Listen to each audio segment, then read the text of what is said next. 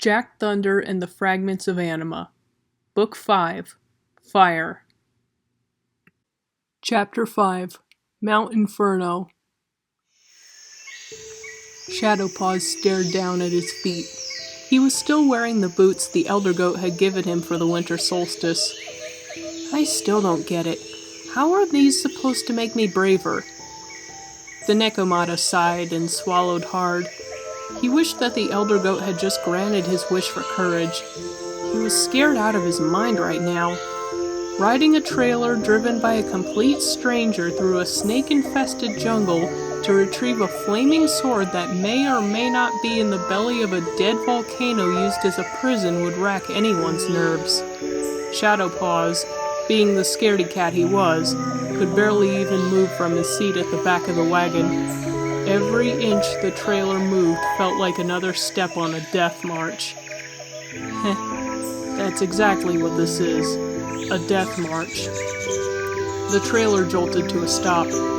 Hesitating for a moment, Shadowpaws hopped off the back.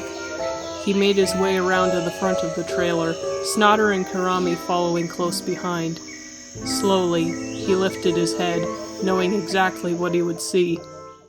Before him stood a winding path cut into lava rock.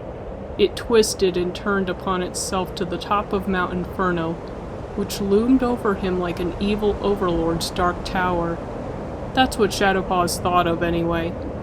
There may have been no wicked sorcerer at the top of this tower, but there was someone just as dark and imposing. Why does Yuki have to be this close to Mount Inferno? The Nekomata wondered. The last thing he wanted was to get fried alive by an angered lava dragon.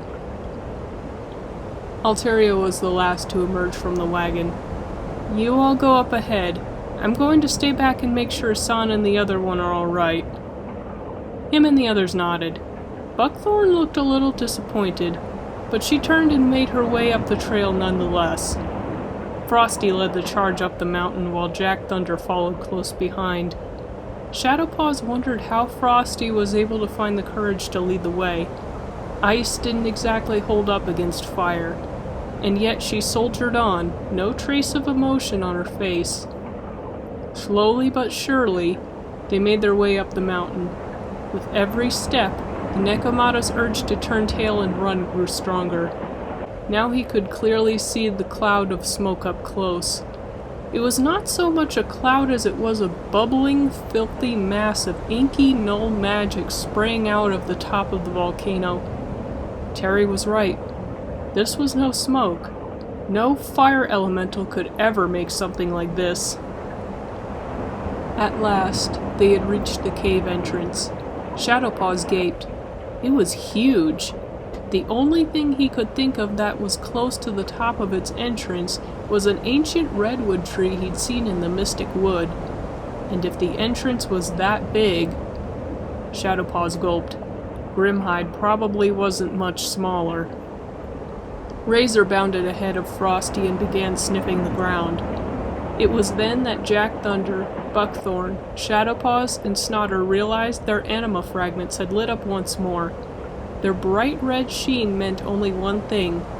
The fire fragment was somewhere nearby. Jack Thunder poked his head into the cave entrance. He waved Stormbringer around, trying to get a sense of where Yuki was. The staff pulsed even faster, telling him he was headed in the right direction. He motioned for the rest of the team to follow. Going by the light coming from Stormbringer and the sound of Razor's sniffing, the team stuck close together in the dark. They couldn't see much, but Jack Thunder spotted a smaller hole in the wall standing opposite the cave entrance. Strange and pitiful moans could be heard coming from it. That must be where the dungeon begins. Now remember, we must be careful in here. It's not just Grimhide we need to worry about. We never know what we might find in... Frosty stopped short. Jack Thunder turned to where she was looking. He nearly dropped Stormbringer when he saw. A gout of flame burst from the shaded figure's nostrils, illuminating its face. It would have been intimidating by its sheer size alone, but its fiery red eyes and blackened scales only scared them even more. Jack Thunder instinctively thrust his staff towards the figure. but he knew it would do no good against the dragon sitting in front of him now. Grimhide had caught them. Another burst of flame shot from Grimhide's mouth. "Who are you? What are you doing here?" Jack Thunder jumped back, thrusting Stormbringer's blades towards the lava dragon. "We're here for Yuki. Where is it?"